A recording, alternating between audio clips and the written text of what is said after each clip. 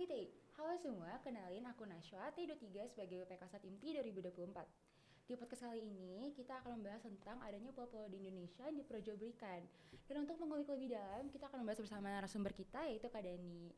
Nah, mungkin untuk Kak Dani bisa memperkenalkan diri terlebih dahulu nih, Kak. Oke, halo teman-teman semua. Sebelumnya perkenalkan, nama gue Muhammad Danu Falsya, bisa dipanggil Dani dari Teknik Elektro Angkatan 2021. Anggota aktif KMFTU 2021. Alhamdulillah tahun ini diamanahkan untuk menjadi Korbit Sospol BMFTU 2024. Halo, salam kenal teman-teman Oke, semua. salam kenal, Kak. Makasih juga ya buat teman-teman TU udah mengundang gue di sini sebagai narasumber. Nah. Oke, thank you juga ya, Kak. Oh ya, Kak, kira-kira Kakak lagi sibuk apa nih, Kak? Wah, kalau sibuk sih lumayan banyak ya. Karena kebetulan kan emang kalau di Sospol sendiri kan membawahi kemahasiswaan dan kajian dan aksi strategis gitu, Kema dan Kastrat, dan kebetulan Kema juga lagi hektik di persiapan untuk MADK nih. Sebentar lagi kita bakal punya teman-teman baru kan di FT, itu mahasiswa baru 2024, dan juga untuk Kastrat mungkin fokus ke isu yang sedang dikaji. Mungkin yang paling deket dari kita ada pemilihan rektor nih, kan sebentar lagi bakal terjadi gitu kan. Gitu, dan banyak lah yang dikerjakan sambil ya kalau akademis, alhamdulillah gue sedang jalan untuk proses skripsi gue sendiri gitu. Berarti so far aman gak nih, Kak? Ya agak gila dikit kali ya, tapi masih aman. Semangat ya Kak buat skripsinya, semoga lancar Siap. sampai akhir. Amin.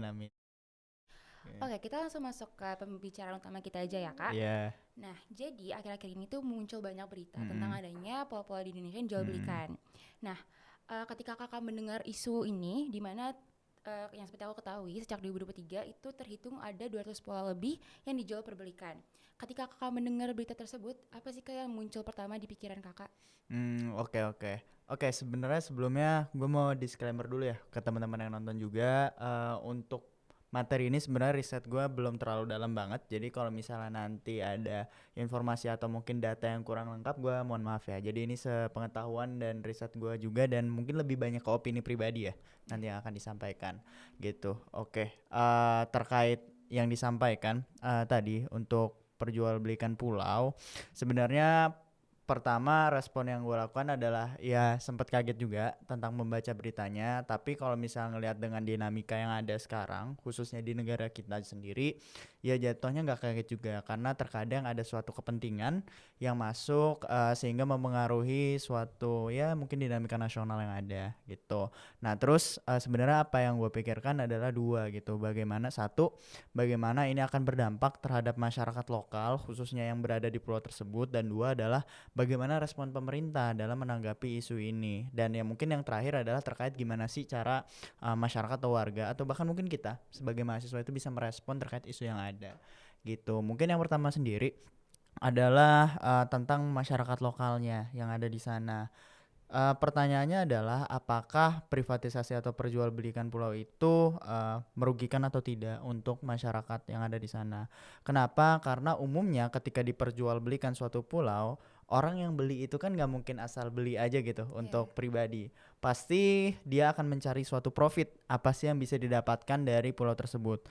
Nah umumnya ketika mencari profit tersebut, ketika pulau ya dalam konteksnya itu kemungkinan terkait sumber daya alam, entah mungkin kalau misalnya ada pertambangan dia pertambangan, kayak gitulah, intinya sumber daya yang ada di sekitar pulau tersebut.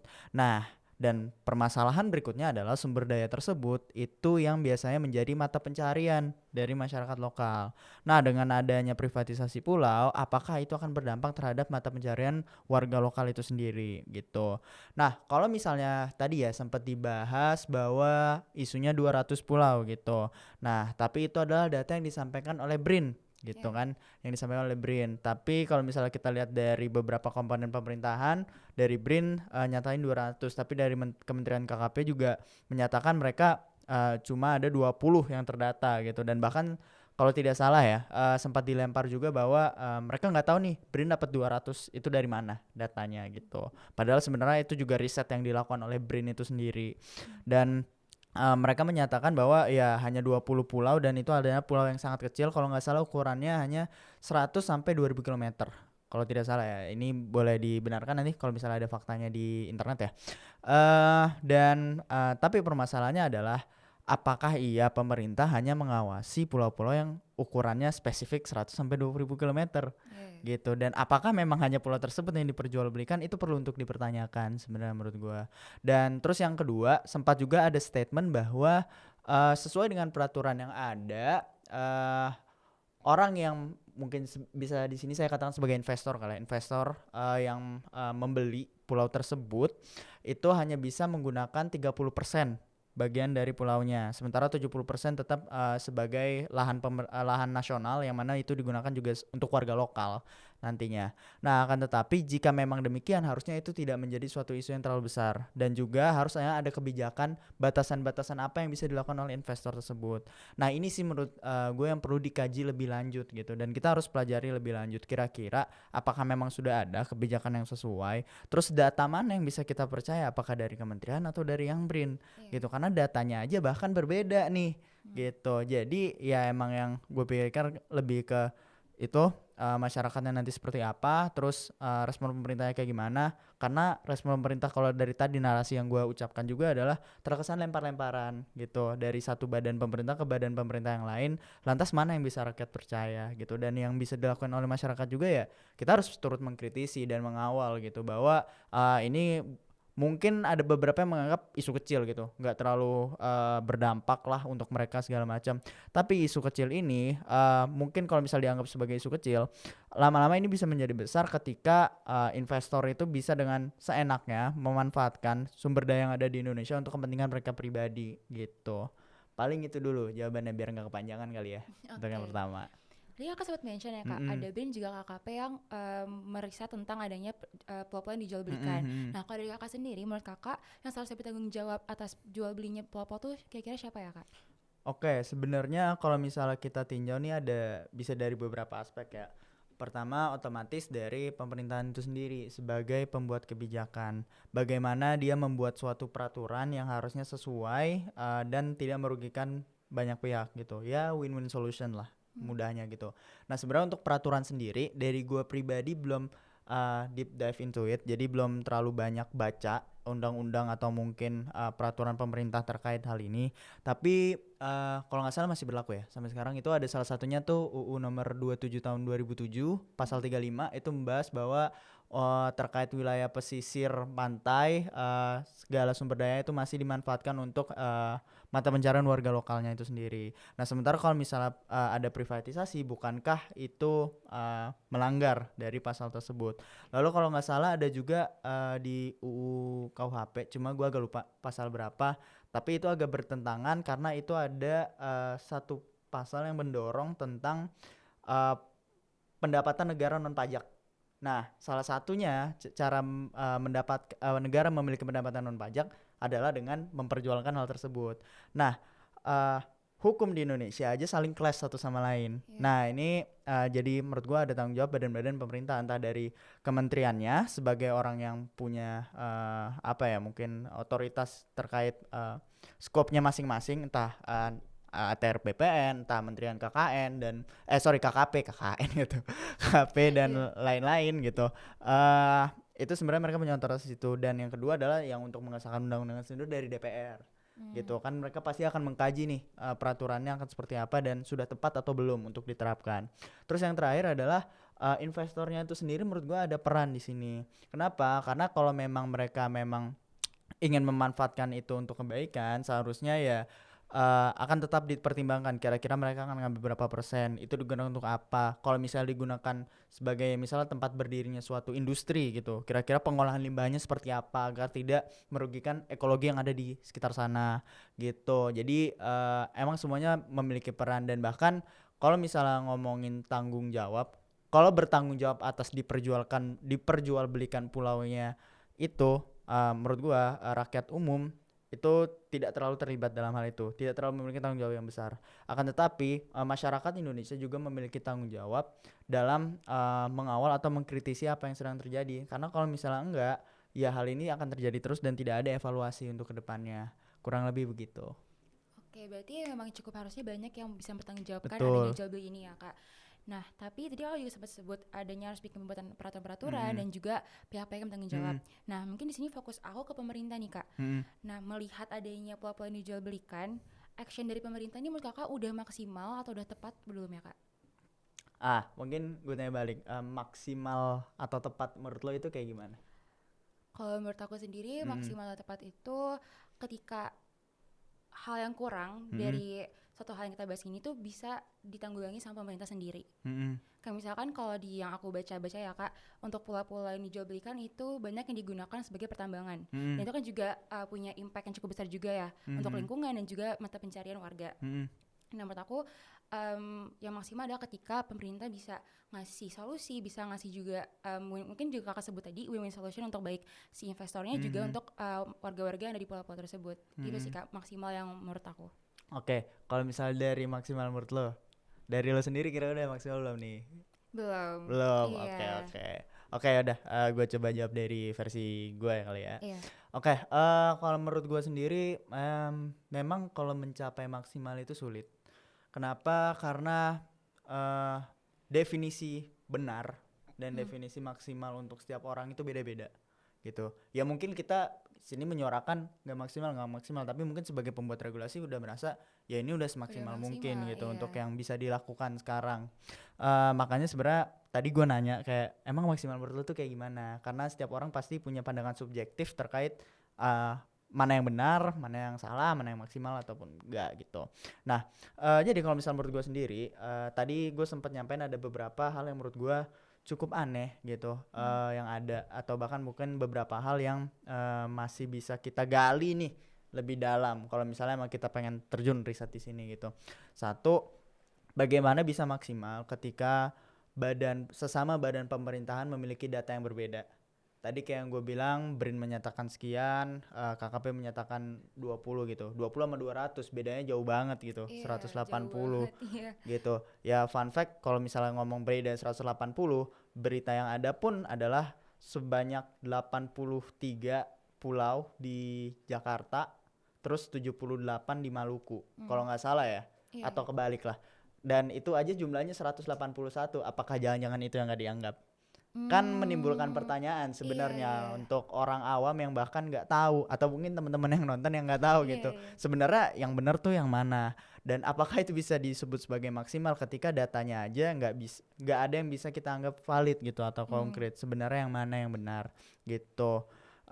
Walaupun untuk sekarang kita memang lebih percaya ke ya mungkin sekitar 200 gitu karena datanya udah ada dari per 2023, dan emang itu setelah gue baca dari BRIN tuh ada aspek-aspek penelitian mereka masing-masing di situ. Dan kalau misalnya nggak diteliti ya dari mana gitu datanya dapat. Satu itu.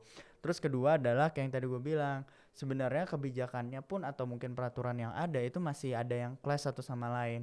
Ya walaupun kita nggak bisa memungkiri ya bahwa beberapa lah undang-undang yang ada di Indonesia itu masih punya loophole-nya setiap peraturan, atau bahkan dulu sempat rame tuh beberapa pasal disebut sebagai pasal karet gitu, sangat fleksibel, beda-beda tergantung persepsi orang nanggepinnya kayak gimana. Nah, ketika masih ada hal seperti itu, maka penanganannya apakah dapat maksimal? Menurut gue sih sebenarnya belum gitu, karena mau bagaimanapun baik dari segi orang yang mau beli atau mungkin orang yang sebagai warga lokal, sebagai atau kita sebagai masyarakat Indonesia nggak dapat kejelasan nih sebenarnya pulau itu dijual untuk apa? Apakah untuk naikin ekonomi kayak tadi ada yang pendapatan non pajak gitu, apakah untuk menjalin kerjasama multilateral dengan negara lain, ya gue nggak tahu lah. Itu sebenarnya dimanfaatkan untuk apa. Jadi timbul kebingungan dari masyarakat itu sendiri gitu. Terus yang terakhir juga adalah belum ada di sini gue lihat terkait isu penjualan pulau ini yang memikirkan aspek satu dari ekologinya, kayak dari biota, misalnya pulau kan mungkin dekatnya sama laut, itu biota lautnya seperti apa nantinya, terumbu Iya. karangnya. Terus mungkin kalau misalnya tadi pertambangan kan pasti ada ya proses penggalian dan lain-lain, itu dampaknya akan seperti apa terhadap alamnya itu belum dipikirkan. Kedua adalah terkait dengan mata pencaharian orang yang ada di sana gitu. Kalau misalnya udah ada, kalau anggaplah benar 30% investor, 70% masih milik negara gitu untuk pulaunya. Tapi pertanyaannya adalah batasan 30% itu sampai mana? Dia bisa Iya. ngapain aja, warga lokal bisa ngapain aja. Kalau misalnya digerus oleh investor ya sama aja bohong gitu. Emang 30%, tapi kalau misalnya dia dapat 30% wilayah yang emang sumber dayanya melimpah kayak gimana? Iya. Gitu. Itu sebenarnya yang harus diperjelas terkait sebenarnya penjualan pulau ini seperti apa, apakah ada benefitnya atau justru banyak drawbacknya atau banyak hal yang buruk lah untuk Indonesianya itu sendiri, dan apakah ini untuk kepentingan umum, kepentingan masyarakat Indonesia, atau bahkan mungkin kepentingan golongan tertentu saja. Nah itu yang perlu untuk kita kritisi kembali, dan menurut gua di situ masih belum maksimal. Dan di sini gua ngeliat koordinasi pun diperlukan ya antar komponen, baik itu antar komponen pemerintah, pemerintah dengan masyarakat, dan juga pemerintah dengan pihak investor baik lokal maupun asing gitu. Itu perlu untuk diperjelas sebenarnya penjualan pulau ini detailnya itu seperti apa. Paling gitu sih menurut gua. Oke. Mm-mm. Berarti memang untuk yang penilaian adanya pulau-pulau yang dijual belikan baik di BRIN sama KKP kan beda-beda ya Kak. Berarti itu Mm-mm. juga cukup tuh sebagai catatan untuk kita juga ya Iya untuk bisa betul. lebih memahami. Nah, tadi Kakak juga sempat sebut misalkan ada banyak dampak-dampak Mm-mm. ke biota laut maupun mata pencarian warga. Mm-mm. Nah, tapi yang di sini pengen aku highlight adalah apakah sebenarnya pulau-pulau yang dijual belikan ini malah menguntungkan pemerintah ataupun meningkatkan perekonomian di Indonesia? Mhm. Oke. eh Kalau misalnya menguntungkan atau ningkatin perekonomian, balik lagi, gue belum pernah baca data tentang itu. Berapa persen yang disumbangkan dari dari pendapatan negara non pajak, Hmm. atau lebih spesifiknya adalah dari penjualan pulau ini. Hmm. Karena rasanya transparansinya masih agak kurang, karena bahkan tadi dari antar lembaga pemerintah aja datanya belum jelas nih yang mana. Iya.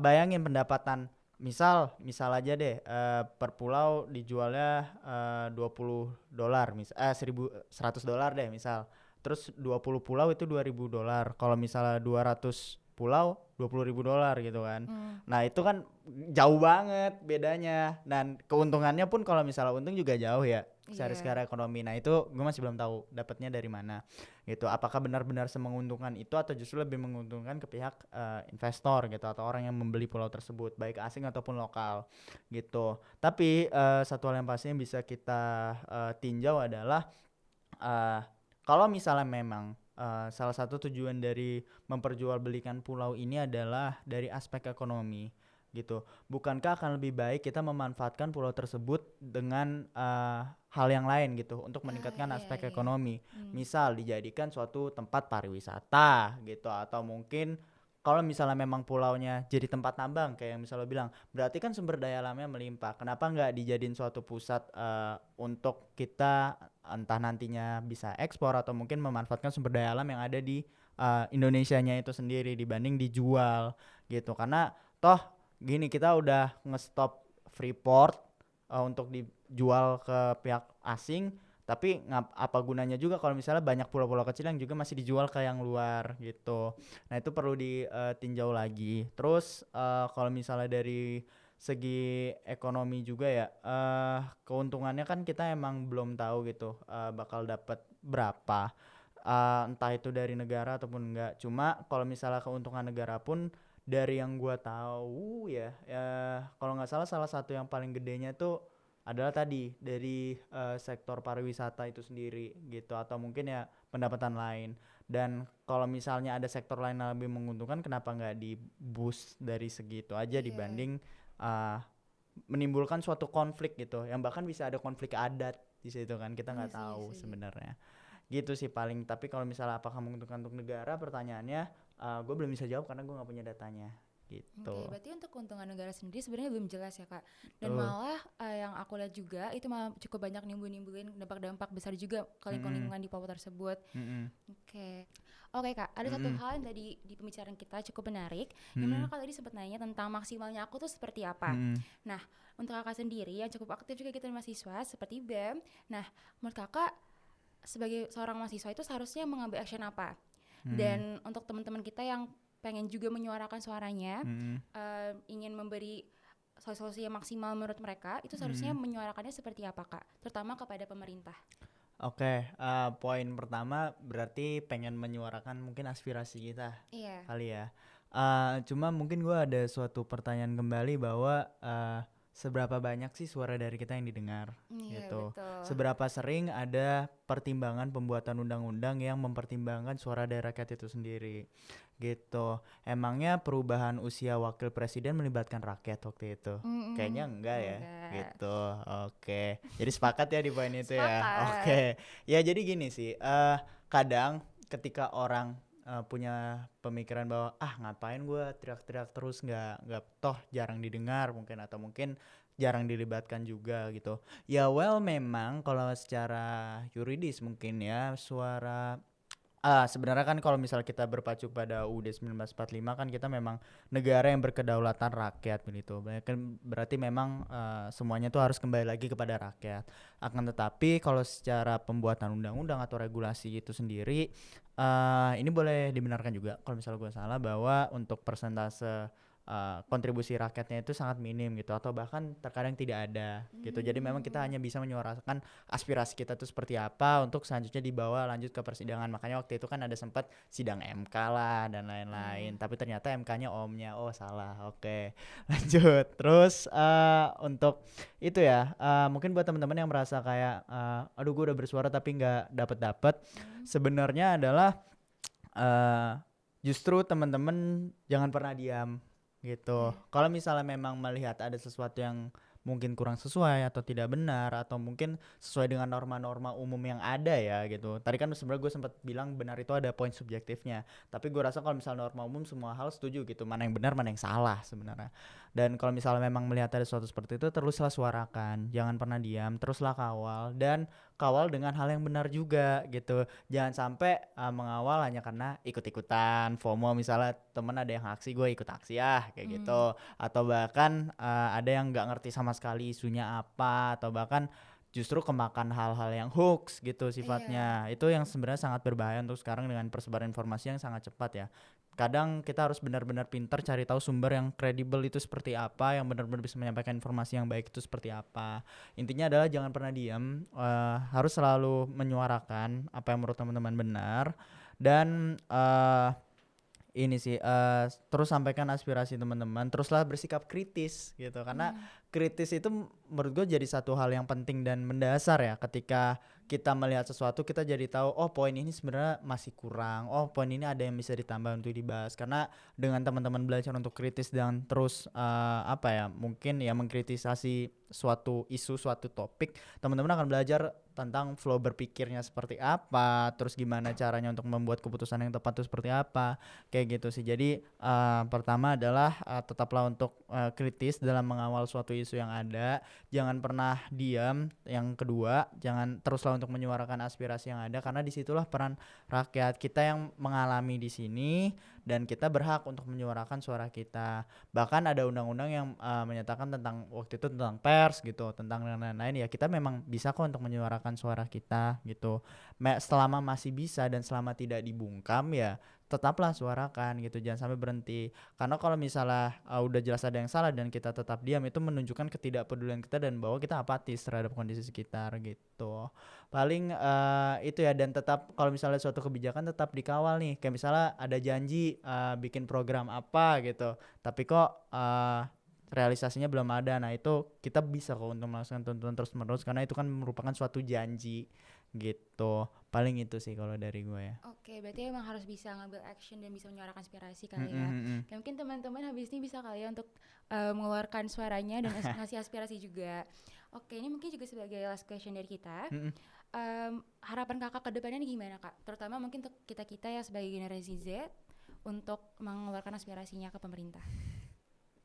Sebenarnya nggak usah langsung ekstrim suarakan aspirasi ke pemerintah ya. Iya. Mungkin pertama teman-teman belajar, Hmm. apapun itu, dimanapun itu teman-teman jadiin sumber belajar lah. Apapun itu, gali ilmu sebaik-baiknya, sedalam-dalamnya, agar ketika mendapatkan suatu informasi teman-teman bisa mengolah itu dengan baik gitu. Ya bahkan mungkin teman-teman yang nonton ini atau mungkin dengar podcast ini kan sebenarnya salah satu tambahan informasi juga ya. Dan bahkan di situ teman-teman juga bisa menggali informasi yang keluar dari mulut gue ini benar atau enggak ya gitu. Iya. Makanya tadi gue berkali bilang coba cek lagi datanya gitu, agar tidak terjadi suatu kesalahpahaman atau mungkin suatu hal yang misleading gitu. Yang pertama harus belajar, yang kedua adalah coba kritis dan pertanyakan segala hal sih menurut gua.